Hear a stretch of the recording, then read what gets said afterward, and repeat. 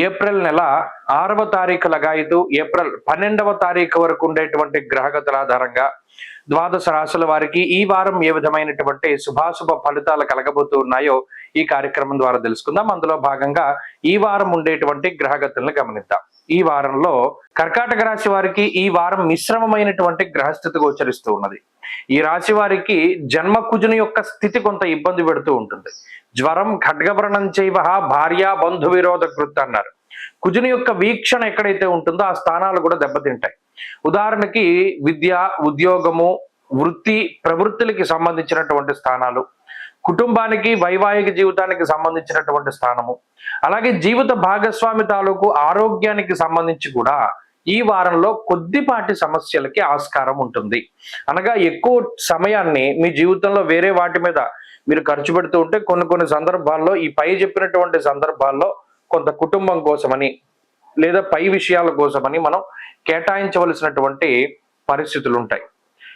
ఈ రాశికి భాగ్యస్థానమందు పంచగ్రహ కూటమి ఏర్పడి ఉన్నటువంటి సందర్భంలో చంద్రబలం అలాగే గురుబలం ఈ రెండు గ్రహాల తాలూకు బలాలు మాత్రమే ఎక్కువగా కనబడుతూ ఉన్నాయి.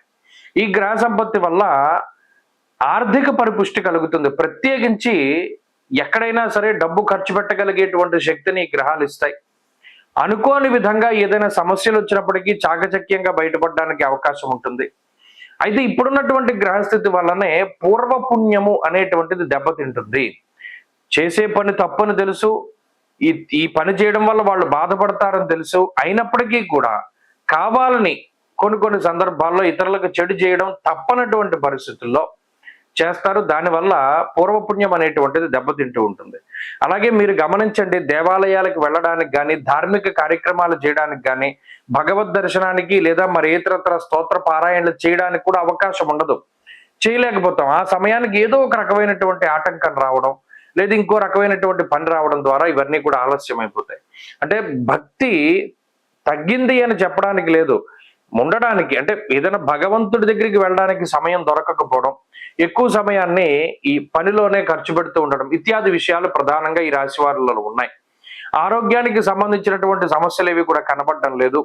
ప్రత్యేకించి ఈ గ్రహస్థితి ముందు తరాల వాళ్ళు అంటే తాత, తండ్రి ఇటువంటి వారిపైన ఎక్కువగా ప్రభావాన్ని చూపెడుతూ వారి ఆరోగ్యంపై కొంత ఇంపాక్ట్ చూపిస్తూ ఉంటుంది. ఉద్యోగానికి సంబంధించినటువంటి విషయాలు సానుకూలంగానే ఉన్నాయి. కొంత శ్రమ అధికంగా ఉన్నప్పటికీ ఉద్యోగం పోయే పరిస్థితులు అవి ఉండవు. అలాగే వ్యాపార పరిస్థితులు మిశ్రమంగా ఉన్నాయి. ఈ సమయంలో కొత్త పెట్టుబడులు పెట్టడానికి అంత అనుకూలమైనటువంటి పరిస్థితులు కావు. అలాగే విద్య, ఉద్యోగము ఇటువంటి స్థితి సాధారణంగానే గోచరిస్తూ ఉన్నది. అలాగే ఈ వారంలో కర్కాటక రాశి వారు మరింత అనుకూలమైనటువంటి ఫలితాలను సాధించడానికై లక్ష్మీ నృసింహ కరావలంబ స్తోత్రాన్ని, లక్ష్మీ నరసింహస్వామి ఆరాధనని ఎక్కువగా చేస్తూ ఉండడం చెప్పదగినటువంటి సూచన. ఈ వారంలో కలిసి వచ్చేటువంటి రోజు గురువారంగా చెప్పవచ్చును. అదృష్ట సంఖ్య 6, అదృష్ట వర్ణము పసుపు.